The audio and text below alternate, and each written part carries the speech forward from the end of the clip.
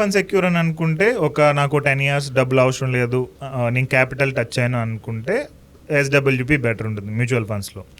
కాదు నేను ఎప్పుడు కావాలంటే అప్పుడు విత్డ్రా చేసేయాలని అనుకుంటే కనుక ఫిక్స్డ్ డిపాజిట్ బెస్ట్. ఎందుకంటే ఫిక్స్డ్ డిపాజిట్లో మనం విత్డ్రాల్ కొట్టంగానే మొత్తం డబ్బులు వచ్చేస్తాయి అండ్ లాస్ ఏమీ ఉండదు. బట్ ఒక 10 years టైం ఉన్నప్పుడు fixed deposit waste. 10 years time ఉన్నప్పుడు జనరల్గా వీటిలో డబుల్ అయ్యే ఛాన్సెస్ ఉన్నాయి. అంటే నేను ఒక 70 లక్షలు పెట్టాను అంటే అది నాకు 1.4 crore అయ్యే ఛాన్సెస్ ఉన్నాయి. అండ్ నేను మంత్లీ విత్డ్రాల్ కూడా చేస్తున్నాను. ఫస్ట్ మంత్ నుంచే నేను ఒక 50,000 దాకా లేదంటే 40,000 50,000 దాకా నేను మంత్లీ విత్డ్రాల్ చేయొచ్చు.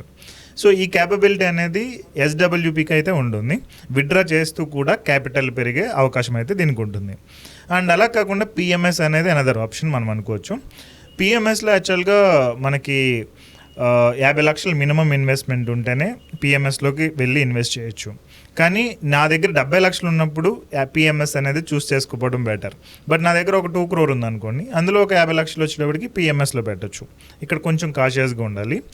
సో ఈ 2 crore 50 లక్షలు నేను పెట్టానంటే పిఎంఎస్లో కొన్ని మంచి ఫండ్స్ ఉన్నాయి. 18%, ఈవెన్ 20%, 24% అలా వచ్చే రిటర్న్స్ వచ్చే పిఎంఎస్ఎస్ ఉన్నాయి. వాటిని చాలా జాగ్రత్తగా చూస్ చేసుకుని చేయాలి. అండ్ ఈవెన్ మేము చాలామంది క్లయింట్స్ ఇన్వెస్ట్ చేస్తూ ఉంటాం కాబట్టి కొన్ని పిఎంఎస్ పీపుల్ వచ్చేయండి మేము బాగా రిటర్న్ ఇస్తామని చెప్తారు. కానీ పాస్ట్ హిస్టరీ చూస్తే అఫ్కోర్స్ కొన్నిటిలో కొంచెం మోడిఫై చేస్తూ ఉంటారు. ఉంటుంది 20% అలాగా. బట్ మనం ఇన్వెస్ట్ చేసిన తర్వాత అంత ఉండదు అన్నమాట.